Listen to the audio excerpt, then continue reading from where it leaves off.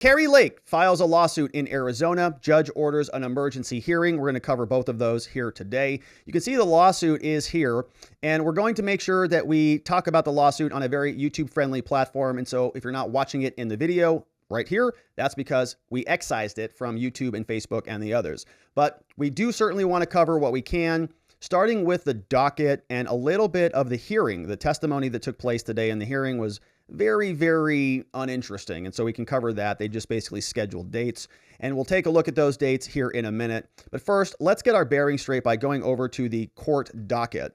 And this is the public docket. So if you want to follow along at home, you certainly can. The case number is here. You can go to superiorcourt.maricopa.gov and check out this case. It's filed case number CV 2022-095-403, Judge Peter Thompson. This is out of the Southeast facility. It's called CEF. We call it CEF, the Southeast facility. And you're going to see that on the screen when we look at the testimony. The judge is in the Southeast facility. There was an order in Arizona that many of these, that most cases now are being heard telephonically. We sort of carried that over from the COVID era. But you can see the person who's filing the lawsuit is Kari Lake. She's suing all of the defendants: Katie Hobbs, Stephen Richer, Bill Gates, the onesie-twosie Bill Gates, that guy, Clint Hickman, Jack Sellers, and everybody else, along with the Maricopa County Board of Supervisors. They've got attorneys who are all listed on here. So when we go to the testimony, when we go to the hearing, we'll see these people on board. Now, we also have the complaint that was filed previously, and so we'll read through that. But we also have dates. So look what happened after the hearing today. There was an order to show cause to discuss the election complaint. Oral argument was scheduled on the 19th. So that's going to be just a short couple days from now. The 19th is going to put us on Monday. 21st is going to be the evidentiary hearing. That's going to be Wednesday of next week. And then on the 22nd is going to be another evidentiary hearing. Those are basically the days for trial, all taking place right before Christmas. Going to be fun. All right, so that is the update from the court docket. Let's go and check out what this hearing looked like. And this was actually pretty interesting. Right Side Broadcasting had this one pulled up. And I wanted to start with an interesting little story. So if you remember, there was a bunch of people were sharing the tiny URL link. There was actually people who were wanting to get on this hearing, right? And in fact, even on our locals community yesterday, we had people sharing the screenshot of the URL to go in on the proceeding. Now, when I saw that, because I practice here in Arizona, it looked like a notice to lawyers, right? This is a notice to the lawyers to show up and be here, like in the private room, almost like it's your private room, because they use Microsoft Teams and they want you in the room, right? This is the link was for the lawyers on the case. But because the notice to the lawyers got made public and it was on the internet, people had the link. They just plugged in the tiny URL link. For our virtual hearings in Maricopa County, they use tiny URLs so they don't have to type out the full court link every time. So like when we get appearances, it's the same courtroom link, right? Courtroom 504. Okay. It's the same link, just save the tiny URL. And so when that was being spread around, I thought, oh gosh, there's the whole internet's going to be on this private court proceeding in this courtroom. And it's not going to go well. In fact, I had people text me, are you getting on this meeting? I said, no, I'm not getting on it. That's the private judges. That's the private thing for the parties. If there's a stream going on, there's going to be a different stream, right? Follow the stream somewhere else. The reason why I'm telling you this is because I thought this is going to be a disaster. And it turned out it was a disaster. This judge is like, oh God, the whole internet was on our private meeting. I had no idea what to do about this. They had no idea. All right, so let's listen to how it starts. I'll just go down. The only appearances that I've got after Mr. Blem are Mr. Barr. Is Mr. Barr present? Hi, this is Alexis Daneman on behalf of the governor-elect. Thank you. How about Katie Hobbs and her official. Your Honor, this is Thomas Liddy on behalf of Maricopa County defendants and Karen Hartman-Tejas. Okay, so they're making their announcements right now very slowly. Okay. And did you have a notice of appearance filed? Okay, no. So a notice of appearance is just a I document. was just going through Mr. Liddy. It says, I am here. Not yet, Your Honor. Okay, thank you. I'm here and All right. Is there I'm anybody available. else that was I'm representing participating this that I client don't have? officially. So, okay. Listen, first of all, I want to apologize for There it the is. technical problems that we've had this morning. I'm not sure how this happened, but I know how. we had literally the link that was provided for the attorneys and for the parties was somehow distributed to the public To the rather internet. than the live stream link that Maricopa County has. All of Twitter got And so it. literally all morning I've had literally hundreds and hundreds of people that have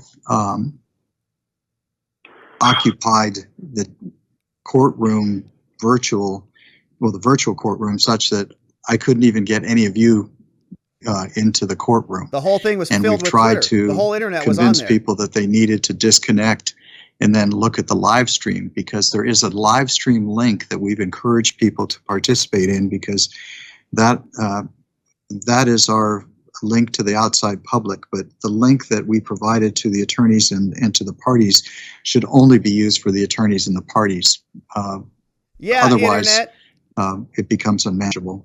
So having said that, that's the the poor reason. judge. He's like, who are all these people? There's like 1,000 people in here. And you know, it's funny when you go on these proceedings, it's pretty small. It's quiet. You often see the court clerk, there who's sort of maneuvering people in and out of rooms and stuff. But this dude just got hit with the whole internet. So shout out to Judge Peters and Seth 206.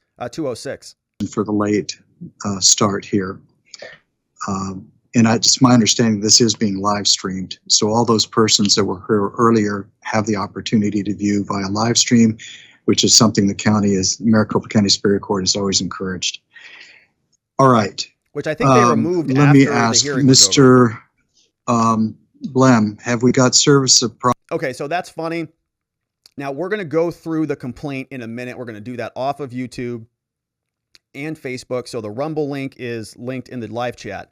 But they're just basically setting dates. Okay, so we're sort of working backwards on this.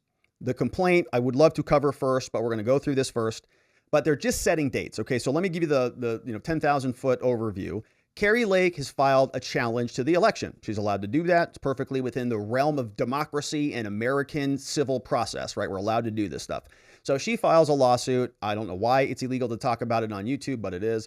And it's part of the process. Now, what's happening here is because there's a bunch of deadlines, timeline is tight. The balance of power shifts early January. And so the end of the year is running out. So they need to really accelerate this contest. Kari Lake says, I filed my complaint. We're going to look at it. It's about 70 pages long. So it's a big whopper of a complaint. It's sort of like, put it all in here because you got to do this quickly.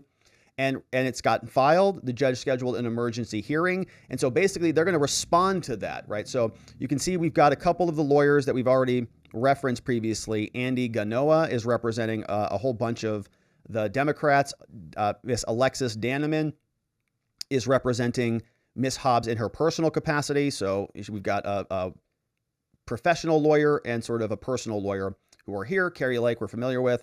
The other lawyers are there representing some of the board of directors. And so all of the defendants that we just named are all here. But what we're going to hear is just sort of scheduling stuff, right? Because there's a massive complaint that Kari Lake dropped, 70 pages. There's going to be responses. The government, the board of directors, Katie Hobbs in a personal capacity, maybe in her professional capacity, maybe in her personal capacity. We don't know. So let's just walk through this. It's kind of slow, but let's see if we can get through it. process accomplished for all the participants? Yes, Your Honor, and it's my understanding that the summons, the notice of service has been filed with respect to every defendant. Okay, Brian Bellin. very good. Your Honor, this is Alexis Danneman. This is Alexis Danneman. The secretary has not been served in her personal capacity, to our knowledge. Okay, so this is pretty interesting. All right, so David Goana is representing, this is Andy, his name's David on the docket. he's representing Katie Hobbs in her personal capacity, professional capacity. This is Alexis. She's representing Hobbs in her personal capacity, so professional and personal. And the man speaking is Brian Blem. He's right here in BB. All right, so this is a little bit interesting. So he just told the court that everybody had been served, but Alexis says, no, they have not. And she did that. She brought that up to make a point on this. Like, okay, he's kind of being dishonest, Judge, or at least he's not being thorough.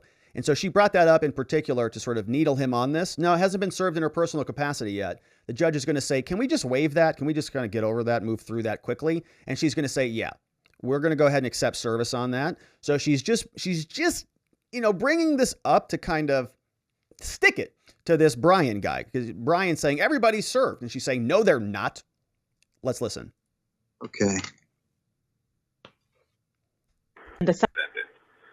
Yes, Your Honor, and it's my understanding that the summons, the notice of service has been filed with respect to every defendant. Okay. Very good. Your Honor, this is Alexis Daneman. This is Alexis Daneman. The secretary has not been served in her personal capacity. Right. So it's like, oh, to our knowledge, he's lying to you, Judge. She's not saying he's lying, but she's kind of like, well, it's not entirely honest, right? Is that something that you can work out by accepting service? Have you talked about that? Yes, Your Honor. We would be happy to do so. Okay. So it's even a non-issue, right? They're not even concerned about it. Yeah, we'll just accept service. Not a big deal. Now, the judge, somebody asked who's the judge. The judge, you can see he's tucked away back here. He's very small. You can see his little head sort of poking out behind the computer monitor. He's in the courtroom right there, but it's all virtual. So these other people are not even in the courtroom. So that's where he is. So I've got my picture-in-picture back up, and you're not really missing anything. You can't really see him. He's not doing anything. I'm just trying to dot the I's, cross the T's, make sure we've got everything done that way. Next, responsive pleadings. Was there in terms of responsive pleadings, was there a motion to dismiss contemplated? Is there an answer going to be filed? Tell me from the defendant's perspective. I haven't seen anything in the docket, but I know this is moving fast. Your Honor, this is Andy Gaon on behalf of Secretary Hobbs in her official capacity. The Secretary's office does plan to file a motion to dismiss. I believe that the governor-elect also intends to file a motion to dismiss as to all claims. And we would like to propose a schedule to the court, if you'd like to hear that now, in terms of how we foresee that proceeding expeditiously. All right, go ahead and tell me what you think. Your Honor, our proposal is that the defendants file motions to dismiss on no later than Thursday, the 15th at noon, that any responses from the plaintiff be filed on Saturday, the 17th at noon, and that any replies be filed on Sunday, the 18th by 5 p.m., with the goal, if the court schedule would allow it, of holding oral argument sometime on Monday, because the Secretary does believe that the court will be able to dispose of this case in its entirety on motions to dismiss without the need for an evidentiary hearing. Okay. So it was just scheduling a bunch of dates out, right? So obviously Kari Lake filed a complaint. There's going to be a response to the complaint. The response from Andy and Katie Hobbs is saying a dismissal. There's no basis for this lawsuit. She won this election fair and square. There's nothing even interesting that happened on that day, not to mention the fact that we, had a bunch of problems with a bunch of day of electoral counting. But the point is that they just need to schedule a couple things out. He's saying, yeah, we're going to drop a big fat motion to dismiss. There's going to be a response to the motion to dismiss, and then which would come from Kari Lake, and then a reply by Andy and Katie Hobbs, right? So you've got that stack that we talk about regularly. Person goes first, there's a response, then there's a reply. So Kari Lake filed the original complaint. The motion to dismiss would come from Andy and Katie Hobbs. Kari Lake responds to that. Then there's a reply. Then there's oral arguments, and the judge is scheduling this. Does anybody else want to be heard about that time frame? The board of Your directors. Honor, Thomas Lee for the Maricopa County Defendants. We can agree to abide by the schedule just presented to you by Mr. Gaona, and we also anticipate filing a motion to dismiss. Okay. The governor-elect also agrees with that schedule. Oh, Okay. the governor-elect. Do you like how she used that phrase? She's sticking it to Kari Lake.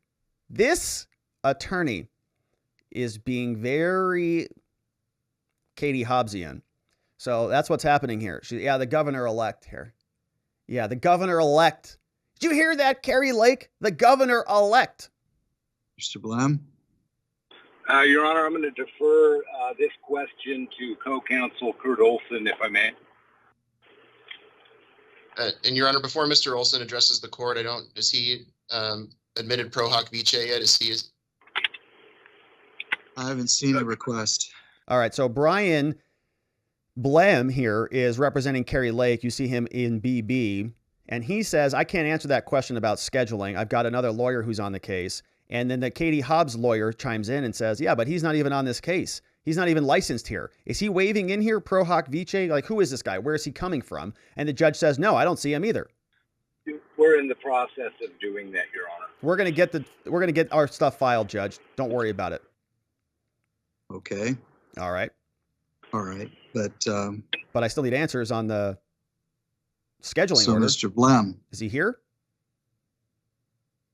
do you want to talk to me about what you think should be the schedule on the motion to dismiss? Where is he? Where's Brian? Brian. Mr. Blam, are you there? Brian. You're on with the court. Mr. Blam, can you hear me? Brian. I can hear you, Your Honor. I apologize. I, for some reason, left the room. I left the And room then came back. I'm not sure what's going on. and then I Okay. came back. Okay, so he got Well, Mr. Olson has not been admitted yet. He is he got booted out of the room, like out of the team room, and then he came back in, or he stepped out of the room. What did he say? in the process.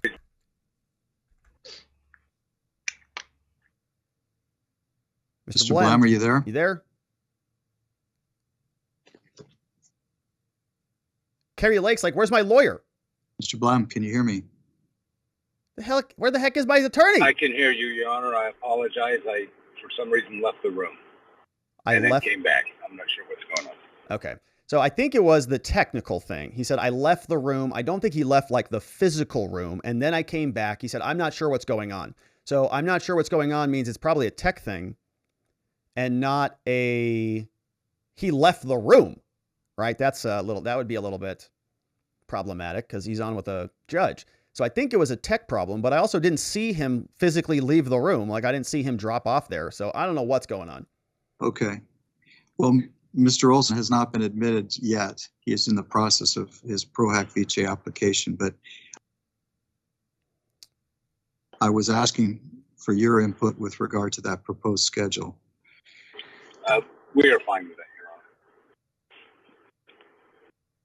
Honor. Okay, so he's agreeing to the schedule that was proposed by the government. In terms of an order, Your Honor, this is or by the defense, right? I'm saying the government because Katie Hobbs is the new governor. So they're challenging that. And this is interesting. So Brian doesn't actually, did he hear this? I think he heard it. Yeah, he heard the schedule. And then he couldn't defer that over to the other lawyer who's not admitted yet.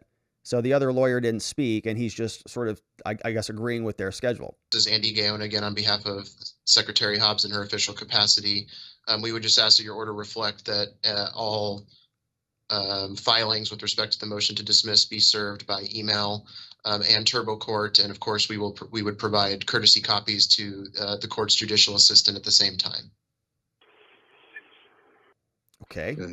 And plaintiff agrees with that, Your Honor. And really quickly, I would like to know what time their motion to dismiss will be done. Who's talking? Well, hold on a second. Teresa is a guest. She's waiting in the lobby. She's trying to get in. She's probably from the internet.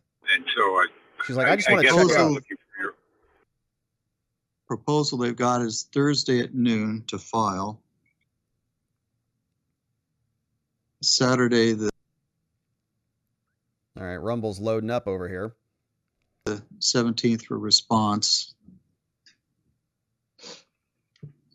And when did you say the Teresa was just trying to get into the meeting. Reply.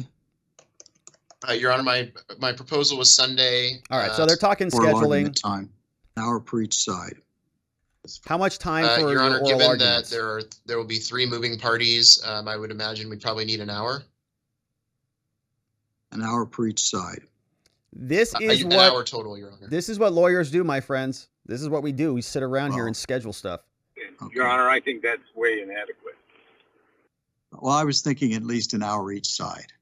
I mean, So Andy says we we've don't got need three any time. different An hour parties total. speaking the motions. So Andy just wants like 20 minutes apiece. He's like, I can do this in like 10 minutes. Kari Lake's a loser. Katie Hobbs won. End of debate. Judge, are you going to rule on this? Yes or no? Judge will say, you're totally right. Brilliant. Granted. Right. So he doesn't need much time, but the judge says we need more time than that. So,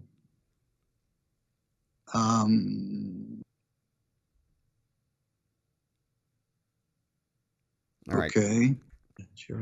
Still scheduling. Consolidated response. Your Honor, Secretary Hobbs would have no objection to a consolidated response. Your Honor, Maricopa County would have no objection. Okay. So they're combining a couple different The responses. governor-elect would have no objection.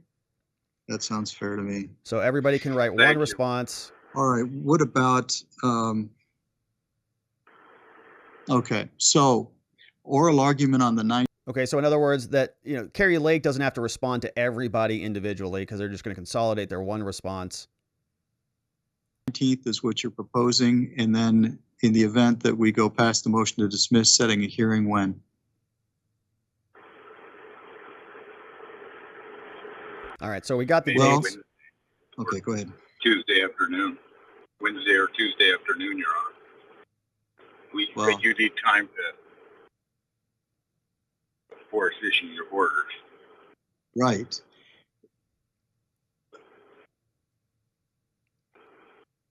I was thinking Wednesday.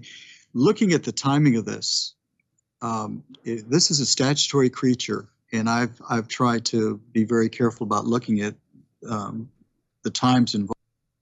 Yeah, the judge is saying that he doesn't have a ton of discretion on this, right? He's got to sort of follow what the law says. He's got to schedule things in certain time periods because the clock is ticking big time, right? If we get to January and the balance of power, if this hasn't been rectified by January, things change and everybody has to get on board with that. So he's saying, I'm reading the rules by the book. It probably, and I haven't read through all the procedure for election challenges, but it's going to be very specific, right? Within 7 days, within 10 days, within whatever, because you can't even file your lawsuit until after it's been canvassed and after there's certain trigger points that you've got to comply with. So this judge is being careful.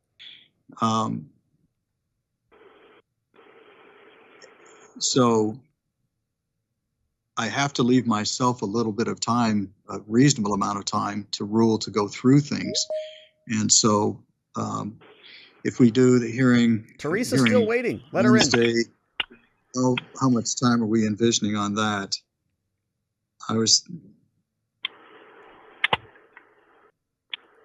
So Wednesday. Mr. Blum? Are you saying a hearing after the Yes. oral argument and your ruling has been issued? Yes. Okay. So, well, if we're talking about a scheduling conference type of hearing, I would probably suggest. No, I think it's going to be the trial. It's not going to be scheduling. More than half hour to an hour. No.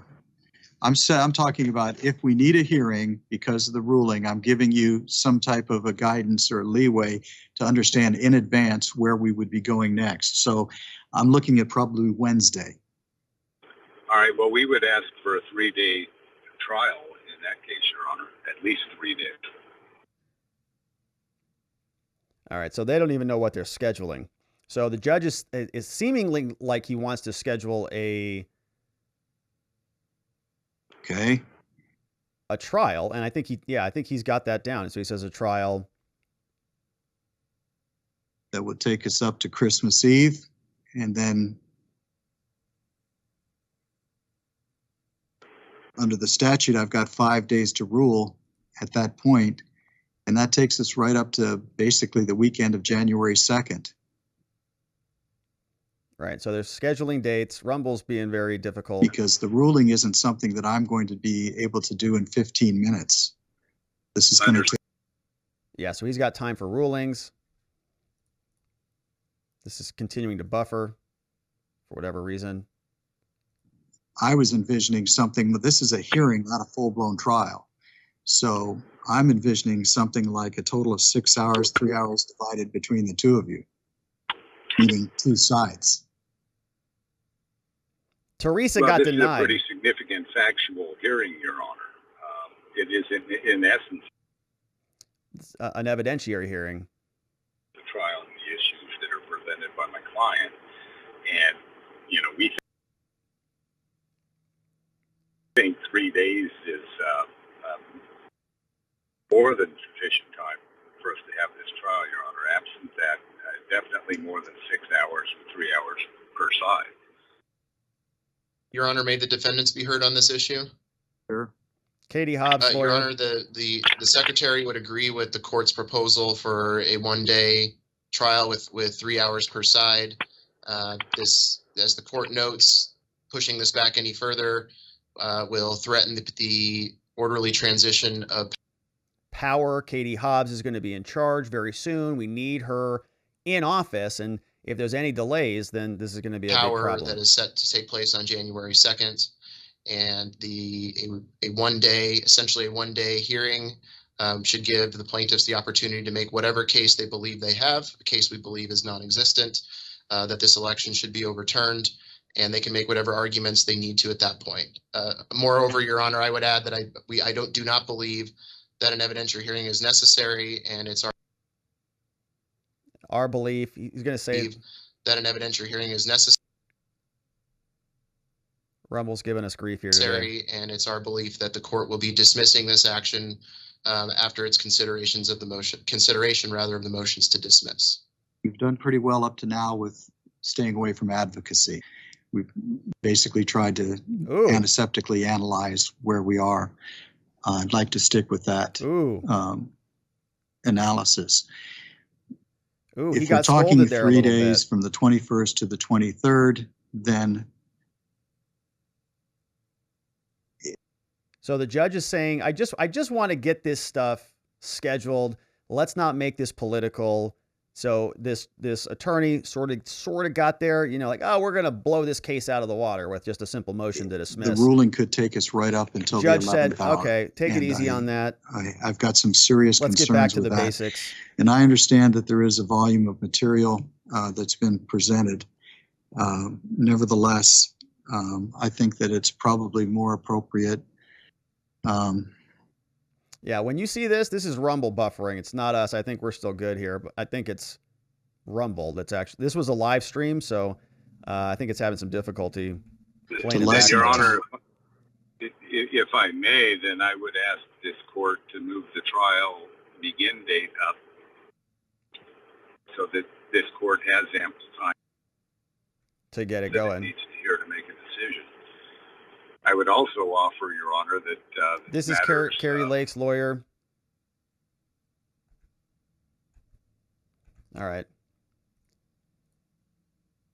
The video is like brutal. In order to deal with the issues that are probably before this court, I think one as the trial will be continued from.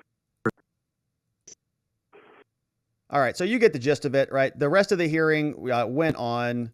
To that, but I think what you've done is helpfully pointed out that there may be voter information out there that we need to have sealed, and that does make sense to me that we go ahead and order that sealed for the clerks. All right, so they're wrapping up. Is more appropriately maintaining the chain of custody or the. Okay, so they're saying that this is not Rumble. This is actually the buffering that came in from sanctity the feed of the ballots. All right, so the feed was pretty bad. It sounds like over on Right Side Broadcasting. So let's real quick go on over to YouTube and see if there's maybe another one. I know that there was a post from Arizona Family. Let's see if we can grab that real fast. Yeah, here it is. And we can see if they have a cleaner copy of this. Nope. This is also Court is buffering. now in possession of all the documents in a redacted form that do not disclose any PII relative to voters' fraud. True, but it's in public records law, I cannot strike something, I can only seal it. And so sealing it is not going to do anything to destroy the information. It will just preserve the privacy. And I'll grant the request then, so we'll seal the affidavit of Shelby Bush and tab C pursuant to. All right, so some affidavits are being sealed. Again, this is on YouTube, so this is just the recording. Shelby Bush and tab C pursuant to 16168F. So, Your Honor, just to be clear, And Arizona's not making a good showing here. Voter ID theft, to ID theft, that render them susceptible and vulnerable to voter ID theft, to ID theft. what you're asking for is the affidavit plus the attachments. Thank you, Your Honor. That's correct. All right, so wanting to seal certain affidavits so that people don't get their identities stolen. May one last time is there is no potential voter theft just because all the PII has been removed. And we think that these are exhibits the public needs to see.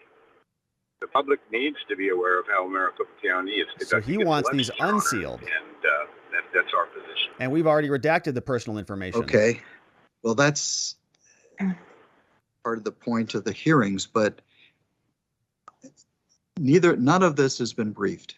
And I have an oral motion simply to protect the votes. So the government doesn't want the data coming out. I say government, it's the Katie Hobbs people. Oral motion Maricopa simply County to Board. protect voter information, so I can either err on the side of caution and grant the request, or take your word for it, Mr. Blem, that there's no harm, no foul, and leave it out there. I'm going to err on the side of caution. Oh, come and on, protect the Judge. information so that the voter information is not disclosed. However, it is fully part of this case. Aren't they and can be Brian's? used by the Aren't they parties Kari Lake's and their affidavits? counsel. So my ruling is going to stay the same on that. Oh, come on. With Aren't they regard- her affidavits? Okay. Your Honor, Yes. sorry to interrupt. Alexis Daneman, one point of clarification on the motion to dismiss briefing. Katie Hobbs' personal lawyer. I that the plaintiff will file a consolidated response, but I just want to clarify that we will still intend to file 3 separate reply briefs. Yes. So the schedule on the motions to dismiss, they will be filed by Thursday at noon. The unified response to all 3 motions, if there are 3 filed, will be due on Saturday. And that would be Saturday at noon. And then the replies would be separately due on Sunday by 5 p.m. We're going to get some serious motions over the weekend, baby. I will tell you that, yes, Woo! and I agree that the documents may be served via email and Turbo Court. I'm going to caution everybody that with Turbo Court, we're doing our best to push things forward, but there's a lag time between things being filed and scanned in Turbo Court unless they're e-filed. The long story short is courtesy copies are very essential to move this case along timely and make sure that everybody has everything as quickly as possible, which is in this case. So that's the schedule for the motion to dismiss. Then for the 19th, I'll set oral argument on the motion to dismiss. All right. And I'll set that for 9 o'clock in the morning. And that'll be for 2 hours with an hour on each side. Okay. 9 a.m. Good. That should be live stream. Then the hearing, it's referred to in the statute as a hearing, so I'll set the 2-day hearing December 21st and 22nd, beginning at 9 a.m. to 4:30 p.m. on each of those 2 days, with the time being divided equally between the 2 sides. So have I left anything out? I don't believe so, Your Honor. Okay, I'm not hearing anything. So I thank you all for your participation. All right, that's it. Today. Again, I apologize for the delay. The whole internet If was you on my would, court Zoom. I don't know how that link was so widely distributed. Twitter, bro. And I'm not going to go into it Twitter, Judge. at this time I with didn't do anybody it. speculating how that happened. I told people not to get on that However, one. it got It's in my distributed. text messages. If the word could be distributed to use the Maricopa County Superior Court live stream website link. Yeah, internet, use the right link. Sincerely Don't give appreciated this judge a heart because attack. It is important for the public to have full view of this and access, but we cannot crowd the team's platform such There's that the judge. attorneys and their parties involved in this case aren't even able to participate. Poor with judge. that, I think I've covered everything I Total need chaos. to cover with you all, and got I can Zoom. excuse you and wish you a wonderful rest of your day. You too, Judge. Thank you all. Your Thank you, Honor, Judge. if I may really quickly before we adjourn, Kari Lake's lawyer. Mhm. the plaintiffs do intend to file a ARS 16677 motion today for access to the ballots or some of the ballots. And so we will courtesy copy that on all of the on council for all the parties. So some sort of discovery effort to get copies of the actual Okay. ballot so that they can inspect them.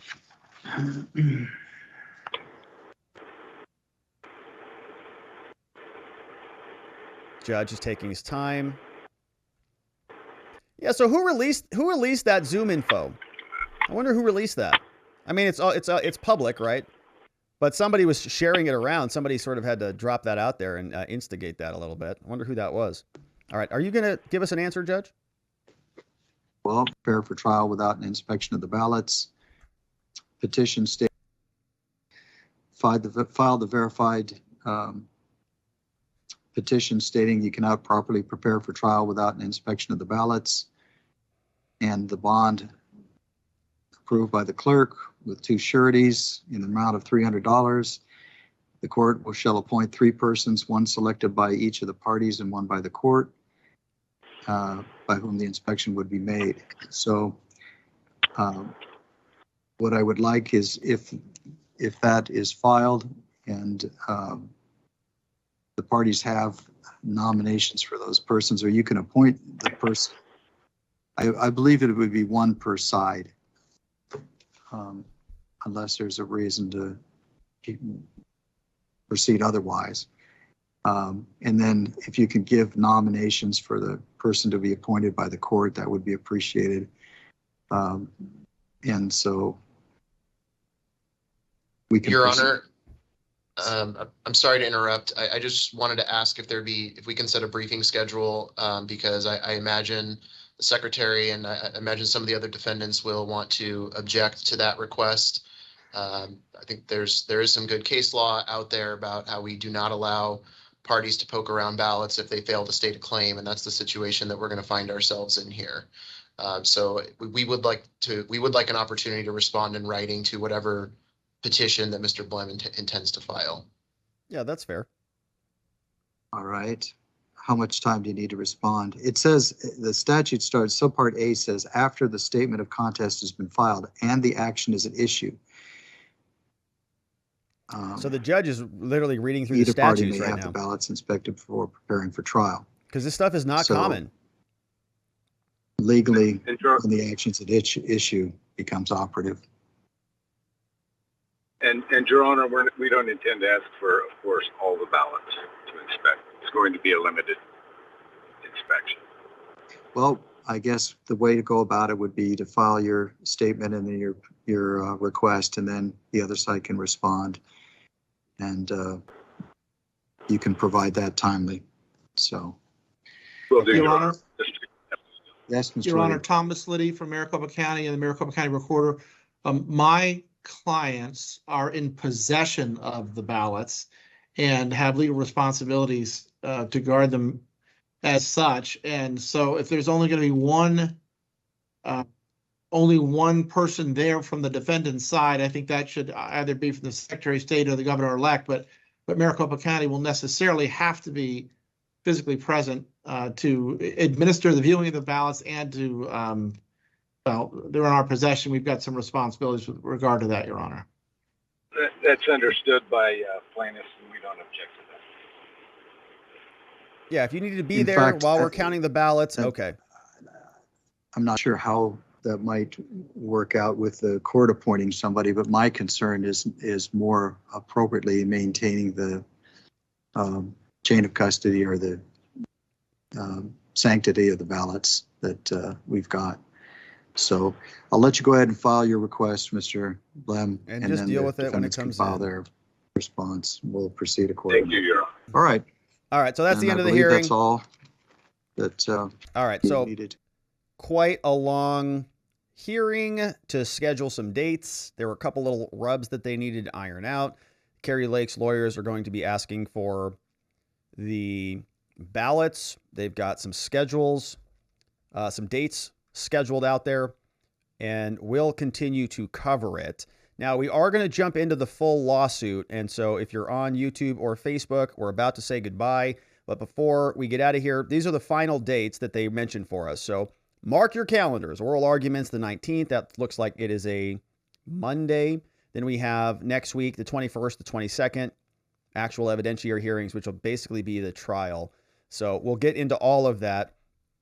But my friends, because of the YouTube censorship policies, we have to say goodbye to you, to some of you.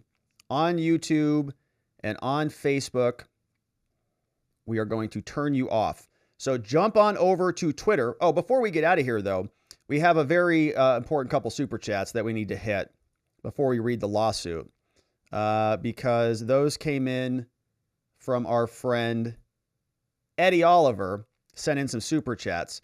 And here's, a couple people did. So first of all, Marion Holtzman sent in a very generous super chat on YouTube. Says, I believe that they arrested SBF to stop him from testifying. Like Hillary, it's a I go down, you go down scenario. Nothing will come of this, as usual. Yeah, and that SDNY is involved is all we need to know. Very generous. Thank you, Marion. Again, really, thank you for that. I appreciate it. And it's a great comment. We'll see. We'll continue to follow it. And I appreciate you being here. Eddie Oliver, talking about Kari Lake, says, Rob, as my duly recognized representative of the entire state of Arizona, what the hell are you guys doing over there? Can't you do anything right, Rob? And don't try blaming this on some poor elections clerk. Your fault, Rob. And it's true. I've accepted all responsibility for all of Arizona's problems that we've caused upon the world. He also says, Rob, I'm also disgusted with the way you and the state of Arizona treated Teresa. They didn't even let her in the Zoom meeting. Why would you keep her waiting like that? Arizona, clown world. You guys can always come to Texas, Rob, as long as you promise not to screw it up too over there in the great state of Texas. Honestly, Arizona there was sort of an embarrassing saga here. Can't count our votes. The internet raids our courtroom proceedings. Our poor judges are like, what? Who are all these people? What is a tweet? I don't know how this happened. And we're all just having to piece it together again. The Zooms don't even work. We can't even stream stuff coherently. It's like buffering every 2 seconds. It's just a giant mess. So sorry about that, Eddie. It is certainly our fault. But all right, my friends. So those came in. Also, Ronnie Cole sent in another one. Ronnie Cole, shout out, who's modding down the fort for us. He said, Rob, it took over a week to count the votes, and they think they can hear a case in one day? It's a good point. Well, they don't care about that. They don't really care too much about the oral arguments. They're probably pretty much decided. Now, of course, we have to take a look at Kari Lake's lawsuit. We have not seen that yet. And so we are going to jump on over there and watch the lawsuit. Of course, we'll get over there. But I forgot to mention, before we wrap it up here on YouTube, that since we're talking about Arizona, I wanted to share with you this latest video from our law firm, the R&R Law Group. And if you happen to know anybody in Arizona who needs help with criminal charges, that's what we're built for. When I first went to law school, I actually wanted to be a prosecutor. Well, I was that gung-ho student who thought that I needed to make a mark on the world by arresting more criminals. And I was an intern at a criminal defense law firm so that I could be a better prosecutor. When I was at that firm, I had to start dealing with people, good people, who were in bad situations, And I realized that they actually needed help. They needed support. They needed some guidance and some sympathy from our justice system. And when I was working with prosecutors representing them, I realized that they were not getting that. And from that moment on, I was dedicated to criminal defense.